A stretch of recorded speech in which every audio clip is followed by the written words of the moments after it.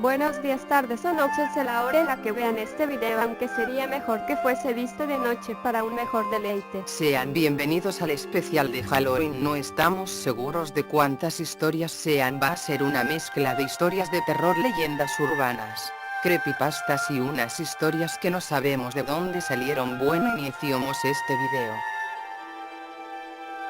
No apto para personas que sufran alguna enfermedad cardíaca. Así que disfruten del video. Las risas de la bruja en el complejo de verano de la playa del Saler, en el que habló en el relato de los pasos, ocurrió algo más. La familia de Lorena se hizo amiga de otra familia numerosa, concretamente de dos hermanos, Belén y Miki. Belén era de la edad de la hermana mayor, y Miki salía aquel verano con Lorena. Aquel verano era el verano en que la prima Merche y el amigo de la familia estaban pasando un mes, y en esta ocasión no había padres que vigilaran los actos de sus hijos. Allí estaban Lorena y su hermana mayor, llamémosla Nieves, la prima Merche y el amigo de la familia, llamémosle Jorge, y los hermanos Belén y Miki, nombres también inventados. Decidieron jugar a la ouija y como no tenían tablero, Lorena se ofreció a hacer las letras recortando trozos de las tapas de sus libretas y escribiendo las letras con un rotulador gordo. Se pusieron alrededor de la mesa redonda rociando hasta con unas gotas de aceite para que el vaso se deslizara sin que apenas los dedos llegaran a tocarlo. Todo estaba previsto para poner las cosas fáciles al espíritu que viniera. Comenzaron riéndose y bromeando. Entonces Nieves se puso seria y dijo que ya estaba bien. Concentrémonos de verdad. Todos le hicieron caso. Ya nadie se rió con aquello de espíritu. Si estás ahí, danos una muestra. A los pocos minutos Miki comenzó a golpear rítmicamente el vaso con su dedo. Estaba totalmente absorto con su mirada fija, aunque parecía perdida, sobre el vaso, y golpeteaba una y otra vez. Levantaba el dedo, lo dejaba caer sobre el vaso, y así repetidas veces. Lorena tenía a Miki al lado y le pasó la mano por los ojos. Miki respondió bajando los párpados para no abrirlos durante un buen rato. Pero lo que ocurrió fue más que espeluznante. En el mismo momento en que cerró los ojos, su dedo tocó por última vez el vaso, y acto seguido se desmayó sobre la mesa. Como pudieron, trasladaron su pesado cuerpo al sofá y lo dejaron allí preguntándose qué le ocurría. Entonces se dieron cuenta de dos detalles. Por un lado, de sus ojos cerrados se deslizaban lágrimas, y por otro, de su boca entreabierta se empezaba a escuchar una risa. Una malvada risa femenina que parecía propia de una bruja. Se asustaron sobremanera y Nieves le pidió ayuda a Merche. Tú tienes poderes, Merche, haz que despierte, haz algo por favor. Merche respiró hondo y salió al balcón para concentrarse en soledad. Era verdad, tenía ciertos poderes, no en vano decían que su propia madre era una bruja. Mientras tanto Belén miraba nerviosa a su hermano, Jorge y Nieves se miraban y se preguntaban qué era esa risa que salía de su boca, y Lorena, desde los pies de Miki, miraba hacia el balcón rezando para que Merche pudiera sacarlo del trance. Merche entró y se dirigió hacia Miki, que seguía tendido en el sofá. Le cogió la mano y con voz grave le dijo: Miki, despiértate. Fue una orden, y en un minuto los ojos de Miki estuvieron luchando por abrirse. Cuando al final lo hizo se sentía mareado y extraño. Antes de contarle lo sucedido, Lorena le preguntó qué había sentido. Tenía frío y calor, todo se puso negro, y no recuerdo nada más. Mientras trataban de tranquilizar a Miki, Lorena se dedicó a desmantelar la mesa. Todas las letras se iban a ir a la basura, pero algo llamó su atención. Una letra había salido perjudicada con el aceite, estaba manchada. Lorena la levantó, era la letra L. Con estupor comprobó que el aceite había formado lo que desde nuestra infancia consideramos un fantasma, ese que hasta te puedes comer en helado que aparecen en los dibujos infantiles. El fantasma tenía una especie de boca hacia abajo. Al darle la vuelta a la letra comprobó algo más por detrás, la boca sonreía. Miki había llorado y había reído. Aunque no lo recordara, las letras mostraban ambos estados de ánimo. Curiosamente Lorena no se percató de la relación entre estos dos detalles hasta que alguien, una amiga, lo relacionó y se lo dijo. Lorena cayó en la cuenta y desde entonces la historia le da más terror. Pero hay una cosa más en esta historia. Dicen que al terminar una sesión hay que romper el vaso para que el espíritu se marche de la habitación donde se ha hecho la ouija. Ellos tiraron el vaso desde un tercer piso y no se rompió. Bueno, nada mal para empezar el video, hablo del fondo sonoro. Bueno, escucha una historia que sí va a dar miedo. El colegio maldito. Quiero contarles una cosa que sucedió en mi pueblo. Esta historia es verdad, al menos eso dicen, pero a mí me puso los pelos de punta al escucharla. Todo empezó hace muchos años, en mi pueblo, que por aquel entonces solo era un pueblito más de los muchos perdidos entre las montañas de Asturias. Mi pueblo, como ya he dicho, era pequeñito, apenas tenía una pequeña plaza con iglesia, un parque, una pequeña cárcel y una escuela, con todas las casas piñadas alrededor. Pero aún así estaba muy orgulloso de su escuela, era una de las mejores de toda la cuenca, pues era bastante grande y estaba al alcance de todas las familias, aunque los profesores escaseaban. Pero un buen día, un día de clase, un grupo de alumnos estaban haciendo manualidades con su profesora. Tendrían apenas 8 o 9 años, y se lo pasaban en grande con el barro y las pinturas. La profesora, una joven muy guapa y que había empezado hacía apenas un mes, puso la radio para oír el parte del tiempo, pues la clase se iba el día siguiente al monte de excursión. Pero a la mitad del parte, un hombre con voz muy grave cortó la comunicación y dio una noticia de última hora: les comunicamos que se ha escapado un peligroso asesino de la cárcel del pueblo. Por favor, les rogamos que cierren herméticamente puertas y ventanas hasta que sea detenido.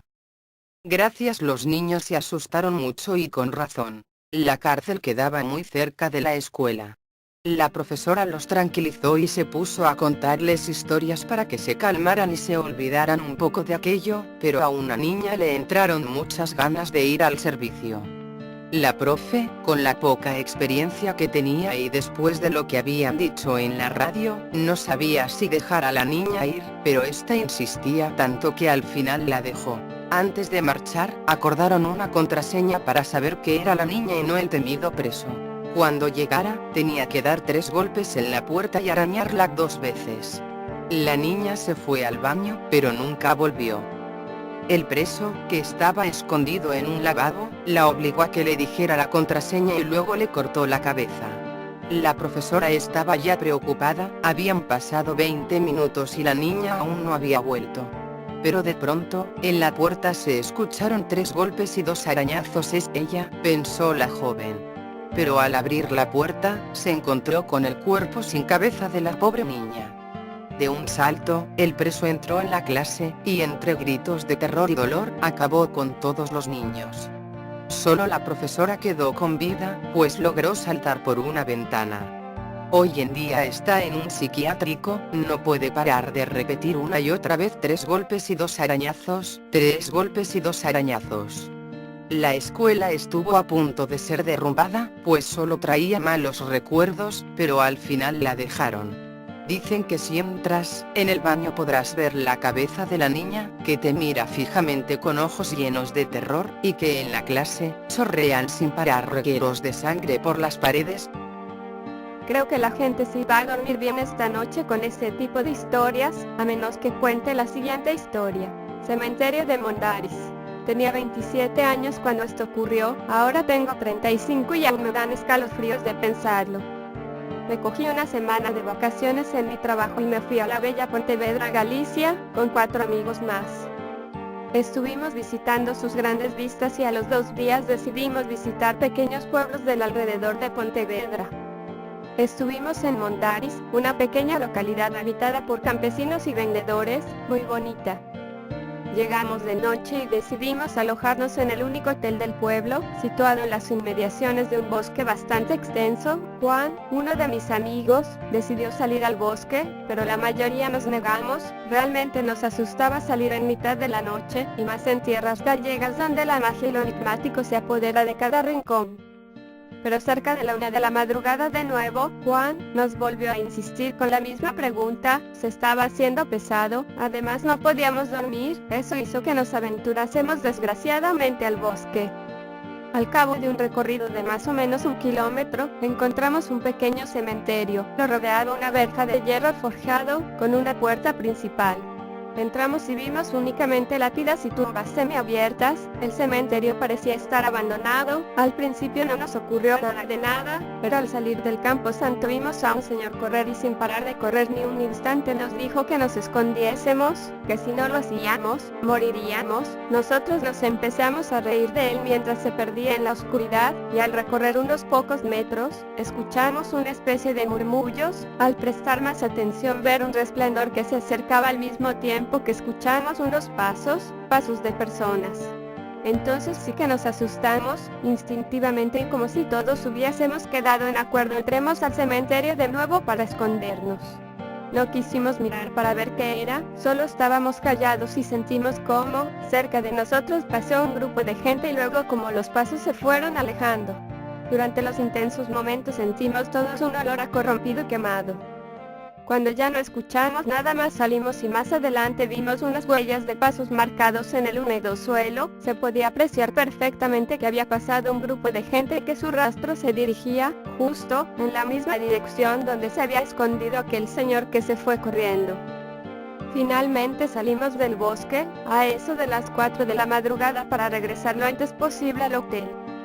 Al entrar había un anciano, que nada más vernos se nos puso a gritar, pidiendo explicaciones del por qué salimos de noche al bosque.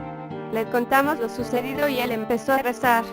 Nos dijo algo así como que estábamos vivos de milagro.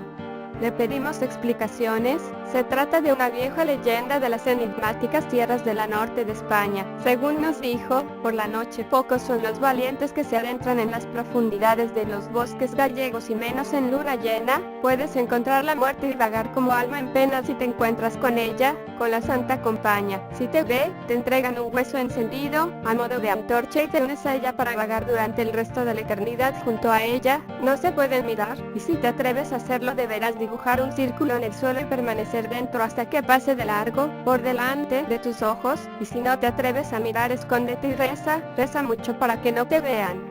También nos dijo que ese cementerio estaba ahí solamente para los que fallecían víctimas por la Santa Compaña. Dicen estar maldecidos y por eso está tan escondido y apartado del pueblo. ¿Y los pasos que escuchamos? Según el anciano pueden ser dos cosas, los pasos de la Santa Compaña o las ánimas que pasaron cerca de nosotros, o que las almas de los difuntos corrían huyendo de ella. No sabemos lo que realmente sucedió esa noche, pero nunca supimos nada de aquel señor que desapareció yendo entre la oscuridad de aquel bosque maldito. Tenías razón. La gente va a dormir muy bien esta noche. Acabo de encontrar una historia muy interesante, déjame contárselas. Los gemelos traviesos, Pedrito y Juanito, eran inseparables, no en vano eran hermanos gemelos y estaban entre los pocos niños de su edad que quedaban en el pueblo. Hacía años que la gente había empezado a migrar a la ciudad y los pocos jóvenes que permanecían en el pueblo lo hacían más por apego a sus mayores que por un deseo real de quedarse.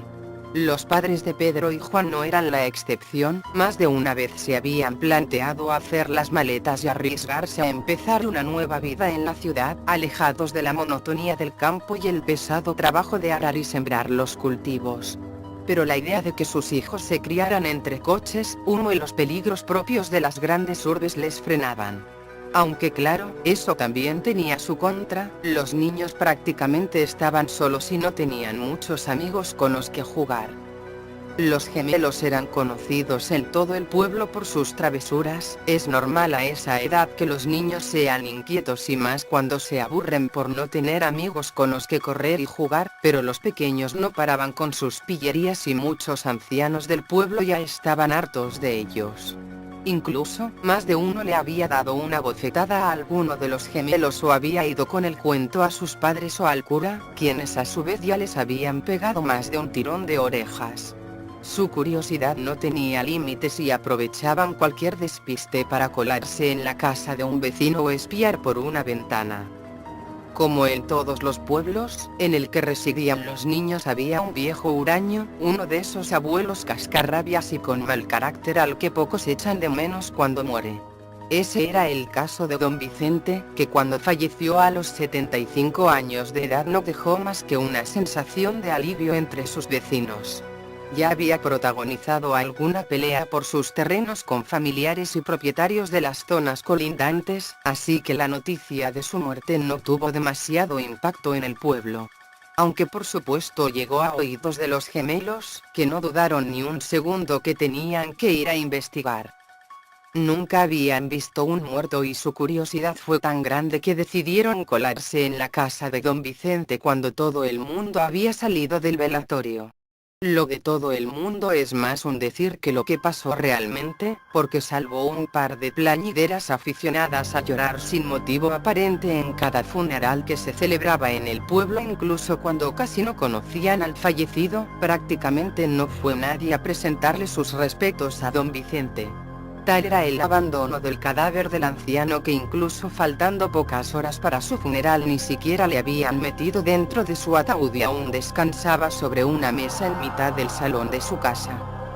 Pedrito y Juanito encontraron la casa vacía y las condiciones idóneas para saciar su curiosidad y ver al muerto sin que nadie les moleste. Con una total falta de respeto lo manosearon, le intentaron abrir los ojos y la boca, le movieron los brazos como si fuera una marioneta y le imitaron mientras se reían de él, pero un ruido en la finca les alertó. Corrieron hacia la salida, pero ya era demasiado tarde y, sin saber dónde ocultarse, se metieron en un pequeño armario que estaba tirado en mitad del suelo del recibidor. La voz de dos hombres que reconocieron como el cura y un viejo herrero, con el que habían tenido problemas en el pasado, sonó acercándose al armario. ¿Quién ha dejado esto aquí tirado? No se puede ni pasar al salón, ya me contarás cómo va a pasar la gente a presentar sus respetos a don Vicente, dijo el cura. Tampoco creo que fuera a venir nadie, don Vicente se ha labrado a pulso una reputación de maleducado durante años y no creo que le llore nadie en este pueblo. No hables así, el hombre ya está esperando el juicio de Dios que es el único que tiene el poder de juzgar sus actos, aseveró el cura. Ambos trataron de levantar el ataúd. Los niños, mientras los hombres hablaban, se habían escondido dentro por miedo y se dieron cuenta de que ya estaba lleno. ¿Ves? Aún quedan buenos samaritanos en el pueblo, alguien nos ha facilitado el trabajo y ha metido a don Vicente en su caja. Llevémoslo a su descanso eterno, dijo el cura. Los niños escuchaban toda la conversación desde el interior del féretro, pero era tanto el miedo que tenían al cura y al herrero que no quisieron revelar que en realidad eran ellos los que estaban dentro y quisieron esperar el momento adecuado para escapar. Nadie acudió al funeral de don Vicente, por lo que el cura, cansado de cargar con la caja y el supuesto muerto, decidió realizar una versión rápida de la misa y en 5 minutos ya había despachado la situación. Los niños, víctimas del calor y el aburrimiento, empezaban a sentirse muy cansados y casi sin darse cuenta se quedaron dormidos. No pasaron más de 40 minutos cuando un ruido en la tapa del ataúd les despertó. Paletadas de tierra caían sobre la caja que ya había sido sellada y ni las patadas ni los gritos de los gemelos parecieron alertar al anciano enterrador que era conocido en el pueblo por su sordera. Los niños quedaron enterrados vivos y nadie parecía haberse dado cuenta. Los padres de Pedrito y Juanito se sorprendieron cuando estos no llegaron a la hora de la merienda, pero imaginaron que estarían demasiado entretenidos jugando o que algún vecino del pueblo les había invitado a comer algo. Lo que ya les alarmó fue que anocheció y llegó la hora de la cena y no aparecían por ninguna parte. Entonces comenzaron a buscarles y preguntaron a todo el que se encontraban por las calles, pero nadie parecía haberles visto en todo el día. Asustados llamaron a la Guardia Civil y una pareja de agentes se acercó a coordinar las labores de búsqueda. La madre recordó la muerte de don Vicente y tuvo la intuición de que los niños probablemente fueran a curiosear, pero allí no encontraron más que el cadáver del anciano sobre la mesa del salón. Los vecinos se alarmaron cuando encontraron al muerto aún sin enterrar y rápidamente llamaron al cura. ¿Cómo que no está enterrado? Yo mismo le llevé al cementerio y tuve que darle una misa a la que ninguno de vosotros fue. Eso es imposible, padre, don Vicente aún descansa sobre la mesa de su casa. Pero el ataúd estaba lleno cuando lo enterramos, si no fue a él a quien hemos sepultado. La cara de miedo de la madre se reflejó al instante y, conociendo como conocía a sus hijos, intuyó que ellos eran capaces de haberse metido dentro del ataúd en una de sus travesuras. Por más prisa que se daban en desenterrar el ataúd, el tiempo parecía eterno para los habitantes del pueblo. Era tradición allí enterrar lo más profundo que era posible los féretros, de esta forma se podían sepultar en una tumba a varios familiares y se evitaban olores que se podían convertir en insoportables al visitar el cementerio en los meses más calurosos. Por este motivo llevó varios minutos remover suficiente tierra como para poder abrir el ataúd. Lo que encontraron allí dentro fue un espectáculo escalofriante. Los niños habían muerto asfixiados, pero no sin antes luchar por sus vidas intentando escapar. Se habían destrozado las uñas de las manos arañando la madera y sus pequeños cuerpecitos estaban cubiertos de sangre. En plena desesperación habían tratado de romper la caja a golpes y se habían lastimado entre ellos y, probablemente fruto de la misma desesperación, habían acabado peleándose como animales acorralados, de modo que podían verse marcas de mordiscos y arañazos en los cadáveres de los gemelos. No sé por qué tu historia me recordó a alguien, pero bueno, mientras tú contabas tu aburrida historia yo encontré una historia muy interesante. Escucha bien. El cuadro de Rosemary Aaron Jones conducía a su casa, donde su esposa, Audrey Simmons, lo esperaba. Se habían casado hacía 2 años, aún no tenían hijos, aunque sí los deseaban.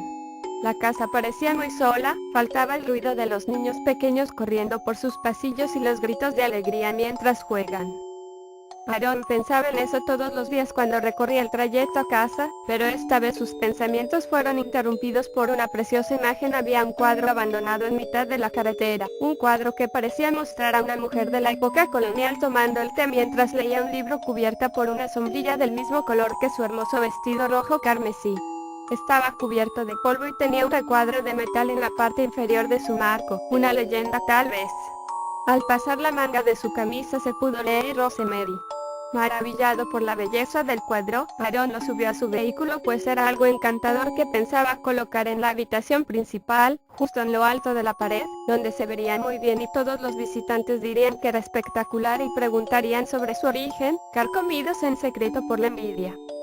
Con una sonrisa en su rostro, Aaron continuó en el largo trayecto hacia su hogar, dulce hogar, donde seguramente su esposa Audrey lo esperaría con una sonrisa en la puerta, como una fiel guardiana.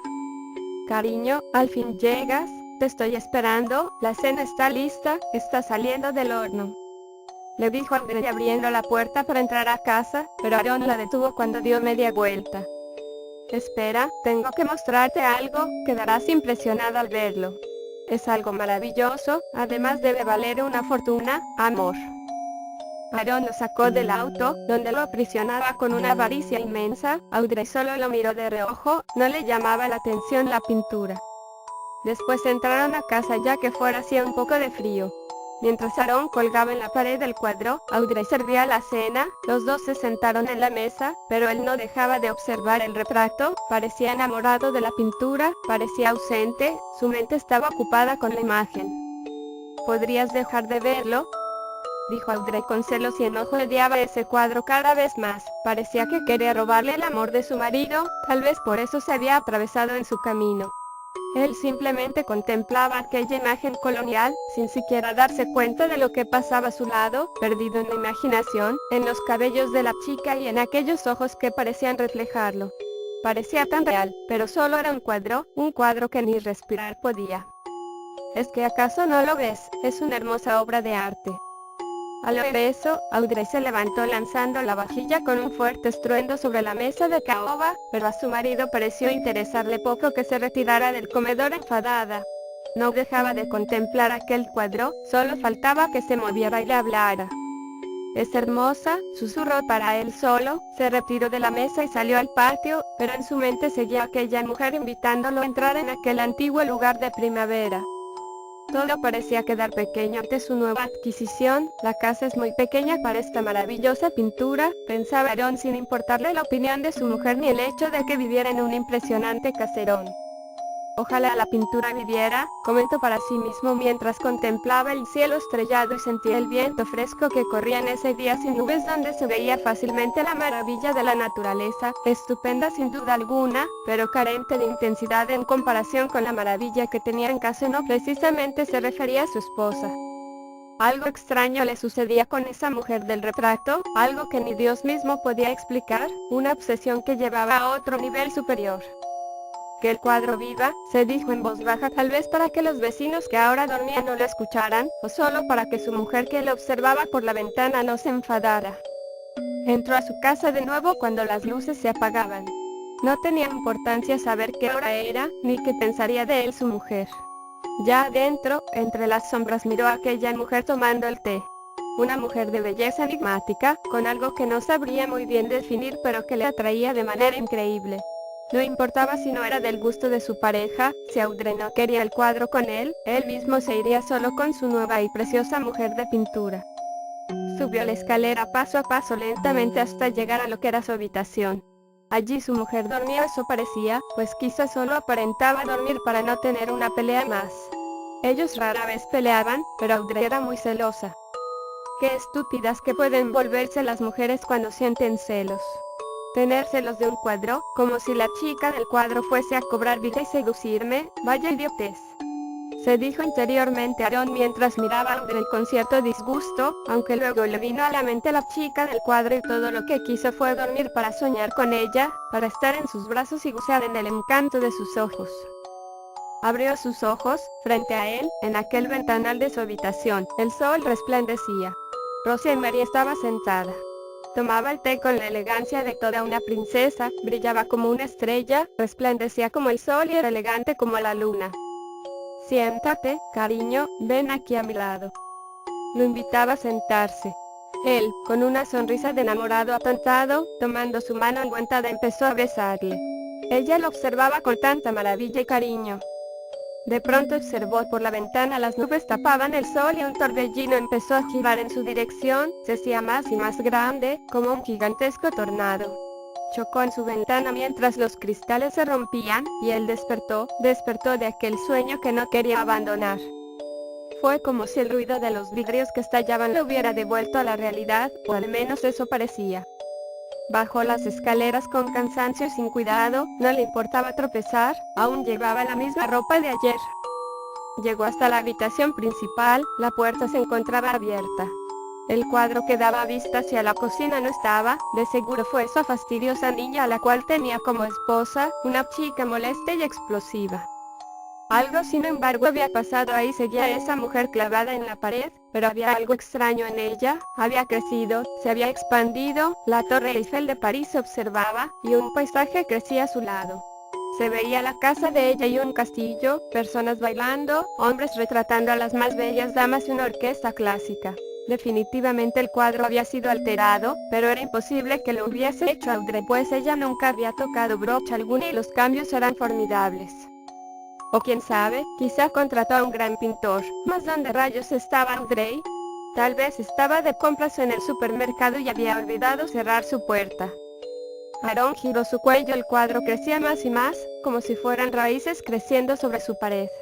Una planta maravillosa, que se extendía en las ventanas, las tapizaba como si fueran ladrillos de un mágico castillo. Y el cuadro crecía más y más, con los duques de Francia, señoritas y ancianos elegantes, flores rojas que parecían abrirse de pétalo en pétalo, mariposas y aves que revoloteaban en el cielo, ventanales gigantes donde la luz se filtraba, niños jugueteando ante sus ojos maravillados. Todo era tan extraño, tan mágico y confuso en aquel proceso que se desplegó hasta que el lugar en que él se hallaba fue sellado y, así como salida de la nada, Rose estaba frente a él, mirándolo con dulzura y algo de pasión porque había sido el hombre que la recogió en aquella oscura y fría noche, el hombre que la colocó en un cálido hogar. ¿Quieres estar conmigo?, preguntó entusiasmada aquella mujer y él asintió con una seña afirmativa, besó sus labios, mientras ella resbalaba por su cuello, con una tremenda pasión, mostrando su escote. Espera, aquí no se puede, antes tienes que hacerme un favor, sobre todo si quieres estar conmigo, dijo aquella mujer mientras él afirmaba sus acciones sin dejar de tocarla. Mata a tu esposa. Al oír eso él se detuvo un momento, la miró a sus claros ojos, a sus pupilas que parecían dilatarse un poco. Estando en sí, se habría negado rotundamente, se habría indignado, a pesar de lo tonta que a veces le parecía Audrey. Pero el punto es que estaba fuera de sí mismo. Estaba atrapado, encantado por esa mirada que le ofrecía cosas por las que renunciaría al mismo cielo, así que ¿por qué no condenarse al infierno y matar a Audrey? Sí, por ti asesinaría hasta el archiduque de Francia, dijo Aaron arrebatado y continuó besando los brazos de ella sin que ésta se opusiese a su cariño. Un portazo lo despertó. Ahora sí realmente despertó. Su esposa había llegado, el cuadro no se encontraba en la pared, ella sostenía una bolsa, tal vez era el almuerzo de esa mañana. ¿Dónde está?, preguntó dirigiéndose hacia Audrey. ¿Dónde está?, decía más enfurecido. ¿Dónde está? No sé dónde está y no me interesa, tal vez se fue caminando, dijo ella con ironía y luego caminó hacia donde estaba la cocina, dejó la bolsa sobre la mesa y de espaldas empezó a hablar. Te dejé un poco del almuerzo en el refrigerador, lo calientas en el microondas.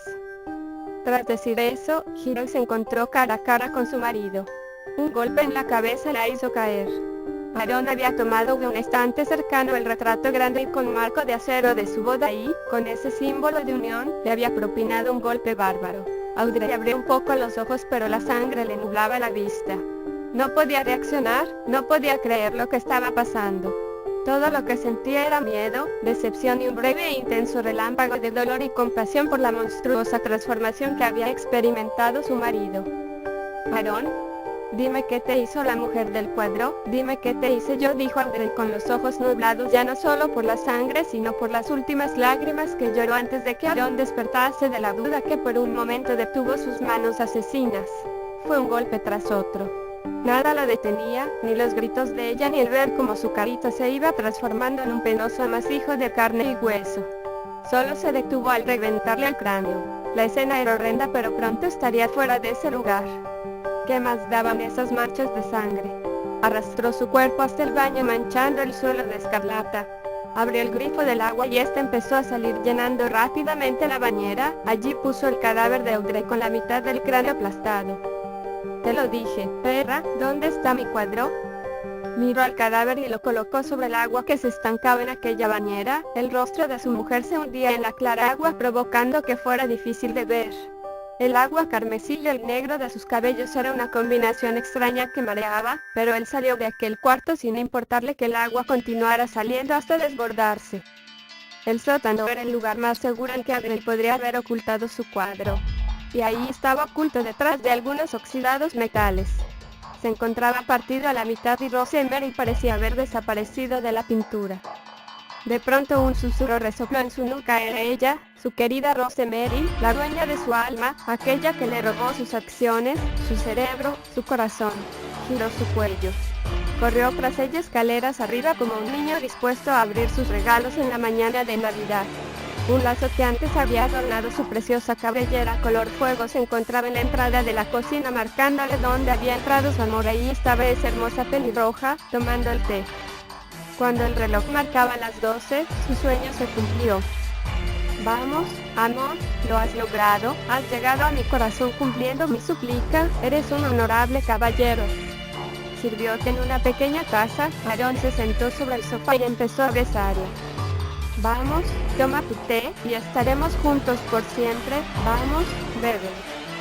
De un solo trago el té pasó por su garganta, la taza rodó por la alfombra y él cayó en brazos de su Rose. Entonces sus ojos empezaron a nublarse y a fallar. En unos pocos minutos, la vida de Aaron se apagó. Gerald Taylor, el vecino de los Jones, se extrañó porque hacía semanas que no había visto a Aaron y a Audrey salir de su hogar. Por eso un día fue a tocar su puerta, pero nadie respondía y un olor nauseabundo invadía el ambiente, como si un perro estuviera pudriéndose. Dentro se escuchaba el goteo constante del agua, incluso el suelo del jardín se encontraba húmedo, la hierba había crecido hasta casi llegar a sus rodillas, la cerradura de la puerta no tenía candado alguno y el cadáver de Aaron se podía ver a pocos metros de la entrada de la casa, inerte en el suelo de la cocina. Consternado, Gerald salió corriendo al primer teléfono que encontró y la policía llegó en instantes. El forense y los peritos tenían una teoría, pero el agua había dañado muchas pruebas. En opinión de los forenses, al parecer habían golpeado brutalmente a Audrey Simmons hasta reventarle la mitad del cráneo, tras lo cual la arrastraron hasta la bañera. El presunto culpable era John Jones, el cual se había suicidado ingiriendo un té con cianuro. Misteriosamente, de entre todos los posibles elementos vinculados a su muerte, la cosa no quedó dañada por la humedad. Se trataba de una pintura que alguien había depositado sobre una de las sillas de la cocina, como si estuviera compartiendo su último sorbo con ella. Como por arte de magia, el cuadro se había reparado solo y en él se veía una enigmática y hermosa mujer que tomaba el té y llevaba un vestido escotado casi tan rojo como sus largos y ondulados cabellos. Debajo de ella se podía leer la siguiente leyenda: Rosemary. ¡Qué hermosa mujer! Tiene una mirada especial, dijo uno de los agentes pensando para sus adentros en quedarse con el cuadro después de acabadas las investigaciones. Cuidado, vaya a ser que esté embrujada. ¿No ves que ella fue la causante de todo esto?, le dijo otro oficial en tono burlón, a lo que el primero respondió con una carcajada y entonces, dándole la espalda al cuadro, ambos rieron mientras, en algún punto del futuro, los ojos verdes esmeralda de Rosemary se volvían más negros que la noche y otro baño de sangre empañaba la felicidad de un nuevo matrimonio. No entiendo lo que pasó, vi unos ojos brillantes cuando venía para acá, y luego no sé qué pasó. Urmi, no sabes algo al respecto, ¿verdad? No, ¿cómo crees? Y por cierto, llegas tarde, el video ya va por la mitad, y más te vale tener una buena historia, no vas a lamentar. Jaja. Prepárate entonces para las siguientes historias. Alguien observando. A la chica protagonista de esta historia ya la conocéis, es aquella a la que hemos llamado Lorena. Lorena solía pasar muchas horas sentadas frente a un libro o una máquina de escribir o unos folios porque le gustaba leer y escribir. Se metía en su habitación y pasaba allí el tiempo tratando de hacer algo productivo por simple placer. En ocasiones notaba como si alguien le observase desde atrás. La sensación era tan fuerte que no podía evitar volverse, y allí solía estar su padre, en el umbral de la puerta, observándola en silencio con una sonrisa en el rostro, posiblemente orgulloso de ver a su hija tan entregada a algo. ¿Cuánto hace que estás ahí?, le preguntaba. Un ratito, contestaba él. Y así sucedió en muchas ocasiones. Lorena se acostumbró a saber que cuando notaba esa mirada en la nuca, insistente, invisible, detrás estaría su padre mirándola con cariño. Era bonito vivir una sensación así. Un día escuchó su nombre. ¿Qué?, preguntó al tiempo que giraba el rostro. Se asombró de ver que no había nadie, y entonces se preguntó si había escuchado una voz de hombre o de mujer y no supo contestarse. No le dio más importancia y siguió con sus quehaceres. Volvió a ocurrirle, y esta vez notó que la voz estaba pegada a su oído. Quien hubiera dicho Lorena lo tenía que haber dicho en un susurro firme justo en su oreja. Pero no había nadie, estaba completamente sola en la habitación. Tampoco esta vez hubiera sabido concretar si se trataba de una voz femenina o masculina, pero lo que sí tenía claro era que lo había oído lo suficientemente fuerte como para arrancarla de sus pensamientos. Su padre murió. Alguien le dijo que aquella casa estaba llena de espíritus que desde hacía mucho tiempo esperaban la llegada de su padre, y más tarde tendría oportunidad para comprobar si aquello era cierto o no. Pero esta es otra historia, no quiero desviarme. Lorena estaba una tarde en su habitación cuando notó a su padre en el umbral de la puerta. Se giró porque sabía que estaba ahí, como siempre, y la sonrisa desapareció de su rostro cuando recordó que su padre ya no estaba.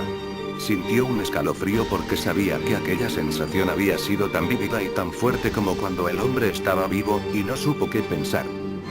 De nuevo y durante un tiempo, siguió escuchando a alguien llamarle al oído y también la mirada clavada en la nuca, pero de nuevo y durante todo ese tiempo que duró, allí ya no había nadie. El espectro del puente. Esta es una historia real ocurrida en los años 60, cuando en mi ciudad el alumbrado era apenas visible en la noche. Cuenta mi padre que es una persona enteramente no creyente, que al salir una tarde al colegio llevaba sus libros atados con una cuerda, pensando en cómo resolver aquella noche su examen de literatura. Aún faltaban 20 minutos para caer el sol y caminaba deprisa para no aplazarse a la hora de su entrada. Obligadamente su camino diario exigía que pasara por un antiguo puente de piedra con poca altura en relación al río. Esa tarde me dijo que había crecido el río por una tormenta y resultaba bastante estrepitosa la corriente.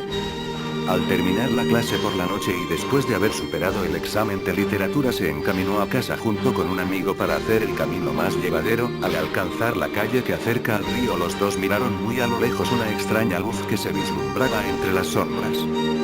Simplemente siguieron caminando pero poco a poco al acercarse al puente miraron cómo esa luz tenue danzaba como de lado a lado, haciendo zigzag en medio del río. Sus ojos no daban crédito a la luz que cada vez se iba acercando más a ellos. Pronto detuvieron su camino y pudieron ver desde la mitad del puente la figura de un espectro que flotaba de pie sobre las turbulentas aguas con un pesado tronco sobre su espalda, su cabello largo y oscuro completamente mojado.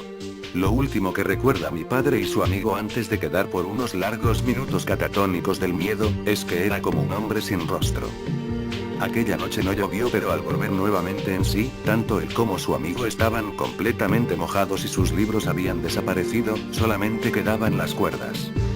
Al no llegar pronto a casa mi abuelo, que en paz descanse, bajó en su búsqueda y encontró a los muchachos aún temblando, sin saber qué decir y cómo decirlo. Mi abuelo pensó que les había escupido el río, no daba crédito a lo que habían visto, entonces los tres escucharon un extraño ruido como un lamento al otro lado del río y el mismo espectro desaparecía entre la bruma del río. Mi padre no pudo dormir bien en mucho tiempo y su amigo se le encaneció el cabello. Mi abuelo decidió que nunca más volverían a pasar solos por aquel camino. Bueno, creo que la gente va a dormir demasiado bien esta noche. ¿Pero qué te pasa? ¿Qué sueño das? Bueno, creo que es tiempo de concluir el video. Cada uno cuente cualquier historia y terminemos este video sin nada de terror. Creo que me toca a mí contar la siguiente historia. Me jalaron las patas y te lo cuento. Me encontraba con mis dos hermanos en mi habitación jugando mientras mis padres habían salido a cenar y volverían muy tarde. Es por ello que aprovechamos ese tiempo en el que nunca nos dejaban quedarnos despiertos hasta tan tarde para poder divertirnos lo máximo posible. Yo y mi hermano del medio nos encontrábamos jugando a la computadora, mientras que el más chico estaba jugando con una pelota dentro de la habitación, lo cual era bastante molesto debido al ruido que hacía y que frecuentemente tiraba ciertas cosas. Es por ello que muchas veces le dije que utilice otra cosa para jugar, pero no me hizo caso. Incluso le advertí que le iba a contar un cuento de miedo corto para que de esa manera se atemorice, pero no me hizo caso. En un momento se le cayó la pelota debajo de la cama, y nos pidió que la saquemos porque tenía miedo, pero nosotros no le hicimos caso e incluso le dijimos que la busque él mismo si quería. Luego de pasar mucho tiempo jugando a unos juegos que tenía en mi computadora, le pregunté a mi hermano dónde se encontraba el más pequeño de todos, debido que hace tiempo que no lo escuchaba, y no supo responderme ya que tampoco sabía. Le dije a mi hermano que lo vaya a buscar en la cocina y yo lo iba a buscar afuera de la casa, pero al bajar de la silla en donde me encontraba subido pensé que quizás estaba escondido en algún lugar, por lo que me acerqué a la cama en donde se le había caído la pelota y sentí un ruido, por lo que supe que era él. Incluso al pararme al lado de la cama él me empezó a tocar el tobillo del pie con su mano, pensando que me iba a asustar, ya que siempre lo hacía asustar con mis cuentos de terror. Algo que no le presté atención, hasta el momento en que escuché a mi otro hermano que me gritó: "Aquí está viendo televisión en la cocina". Cuando rápidamente me di cuenta que no había nadie más en la casa, y no supe quién me estaba tocando el pie. Acabas de ganar el premio al peor relato de terror, pero déjame enseñarte una historia que sí da miedo. Escucha bien. La mujer sin rostro. Hace mucho tiempo, en las afueras de Oaxaca, en un pueblo llamado La Luz, vivía una familia. Era una típica familia de la burguesía acomodada. Sin embargo, circulaban unos rumores entre los vecinos. Se decía que Justina, la señora de la casa, era una especie de bruja. La desdichada mujer sufría una malformación en el rostro, lo cual provocaba que todo el mundo se alejara de ella. Si salía a la calle, no había quien quisiera verle la cara, ya que pensaban que la simple mirada de la mujer atraía la muerte. Ya se pueden imaginar la magnitud de la desgracia que afectaba a la pobre Justina. De hecho, fue tan grande la desesperación, debido a su deformidad facial, que la mujer se volvió loca. Incluso llegó un punto en que el rechazo que le demostraban todos y cada uno de los vecinos del pueblo le impidió salir de casa. Y por si eso fuera poco, Justina desarrolló una verdadera fobia a los espejos, cosa que explicaba por qué no había ninguno en la casa, para no tener que ver su propio rostro horroroso. Ahora bien, Justina tenía 2 hijas, Soledad y Constanza, de 17 y 13 años respectivamente. Al contrario que su desafortunada madre, las 2 muchachas eran muy bellas. Eran 2 perlas, en verdad, cuya hermosura era admirada por la gente del pueblo. A ellas y a sus sirvientas Justina las mandaba a comprar muñecas, las más bonitas que pudieran encontrar, para intentar paliar de esta manera el dolor y la obsesión por su rostro. Justina realizaba una especie de ritual salvífico. Una vez tenía las muñecas en sus manos, les recortaba las caras e intentaba ponérselas. Pero obviamente, al ser caras de muñecas, no llegaban a cubrir la suya. Una noche Justina estaba más obcecada que de costumbre. Necesitaba una nueva cara, una cara preciosa. Agarró un cuchillo y entró al cuarto de Soledad. Su hija escuchó el rechinar de la puerta y entrevió una sombra en la oscuridad. Se incorporó asustada, pero al darse cuenta de que era su madre se tranquilizó enseguida. Cuando vio el reflejo de la luna en la hoja del cuchillo, la muchacha gritó tan fuerte como pudo. No le sirvió de nada, en la casa solo estaban ella y su madre, y el edificio tenía muros demasiado gruesos para que se escuchara desde fuera. Justina hincó el cuchillo en el pecho de la hija. 10 puñaladas le dio a la pequeña Soledad, destruyendo su corazón y partiendo sus costillas. Eso no fue sino el primer acto del horrible espectáculo que se ofreció aquella noche. Después de acometer a su hija hasta matarla, Justina le cortó la cara. Mientras se la desprendía del cabeza decía, repetidas veces, «Yo soy linda y nadie me insultará más, porque hoy he vuelto a nacer». Lo murmuraba una y otra vez, como un mantra que surgiera desde los abismos de su mente. Se retiró a su dormitorio, se sentó ante su tocador que no tenía espejo, y empezó a quitarse la piel de su propio rostro. Lloraba de dolor, y reía histéricamente al mismo tiempo, mientras se recortaba la piel con el cuchillo. Se imaginan lo que pasó a continuación, ¿verdad? Justina colocó la piel de la cara de su hija sobre la carne viva, y se la cosió con hilo y aguja. Conforme iban pasando los días, el nuevo rostro de Justina se fue descomponiendo. No tardó en provocarle una infección gravísima, y como no había estado en contacto con nadie en más de 2 semanas, nadie pudo ayudarla y murió. 3 semanas después del asesinato regresó Constanza, quien había pasado un mes con su padre.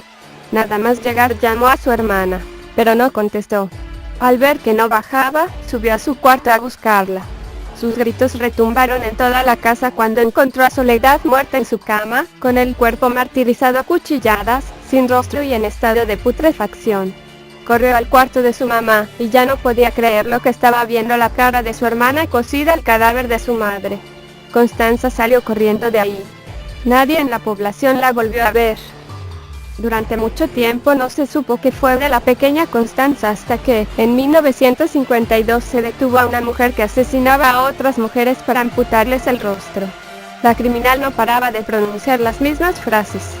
¿Y quieren saber qué era lo que no paraba de repetir? Mi hermana necesita un rostro. Mi madre se lo robó. Todo el tiempo, con tono monocorde, la mujer soltaba esta letanía. Estaba claro que tenía serios trastornos mentales. Fue internada en un manicomio, en el que se suicidó al cabo de un tiempo, tirándose por una ventana. Han pasado muchos años. Constanza está muerta, y hasta el psiquiátrico ha sido demolido. En su lugar surge ahora un complejo de departamentos. Sin embargo, los moradores de aquellas viviendas distan mucho de estar contentos con sus hogares. Según cuentan, en las franjas horarias de más tranquilidad, cuando ya no hay ruido de tránsito y vocerío del vecindario, se escuchan frases que fluctúan en el aire, apenas susurros. Es muy difícil distinguir claramente las palabras, pero quienes lograron entender algo del mensaje aseguran que es una voz femenina, y que expresa preocupación por el rostro de su hermana. Y tu historia da asco, en distintos niveles tampoco da miedo. Bueno, creo que es hora de acabar el vídeo con mi historia, así que estén.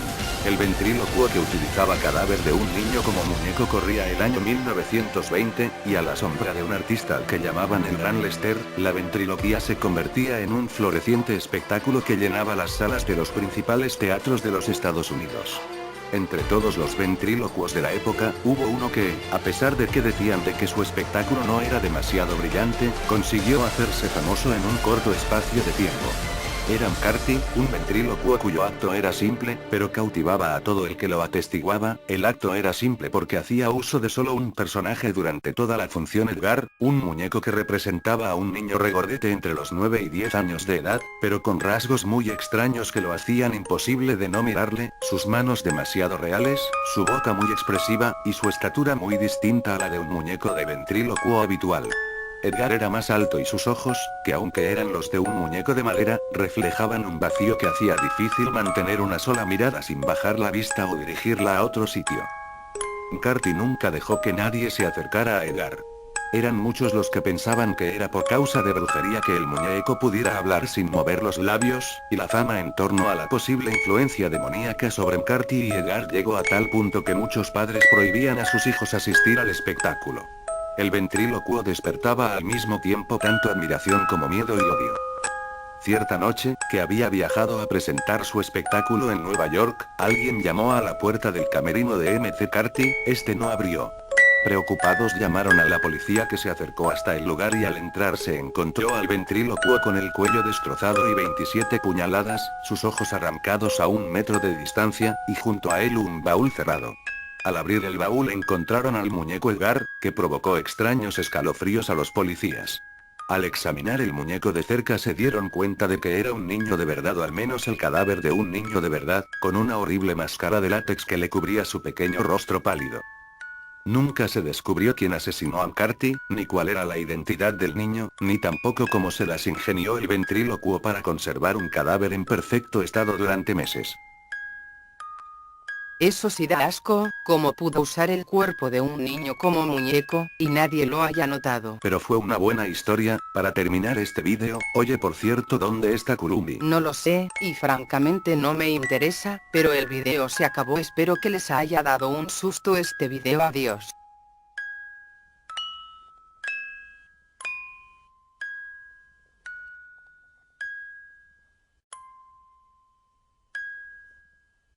Queda una historia más, enviada por un amigo de Facebook. No le puso título, pero lo voy a leer. Era una noche como cualquier otra. Yo vivo en un pueblo alejado de la ciudad, así que a mi alrededor no hay muchas casas, pero eso sí hay muchos sembradíos de maíz. Yo estudio por la noche y para regresar a mi casa tengo 2 opciones: pasar por un camino largo y con alumbrado, o pasar por un sembradío de maíz, que me llevaría más rápido a mi casa. Yo por flojo decidí pasar el sembradío de maíz, pero cuando estaba por la mitad del camino, escuché unos pasos que estaban tras de mí. Pensé que posiblemente fuese un ladrón, así que decidí caminar sin rumbo fijo alrededor del campo de maíz para ver si lo perdía, antes de que me atrapase, pero entre más caminaba los sonidos se hacían más fuertes, y ya lo sentía un par de pasos lejos de mí, así que como fuera empecé a correr, pero al darme la vuelta pude ver una sombra muy alta detrás de mí. Esa sombra se empezó a incendiarse y corría hacia mí gritando como un animal furioso. En el instante que me iba a atrapar, la luna salió. Yo di un pequeño pestañeo, algo así como un reflejo, y la cosa esa se había ido. Yo me quedé con la cara queriendo reír, pero me arrodillé y solo di gracias a la luna o quien fuese por salvarme, y desde entonces no he pasado por ese sembradío nunca más. Lo único que tengo que decir de esta historia es: deja la borrachera, ok, no XD, pero fue una interesante historia. Bueno, nos vemos en el próximo video. Adiós.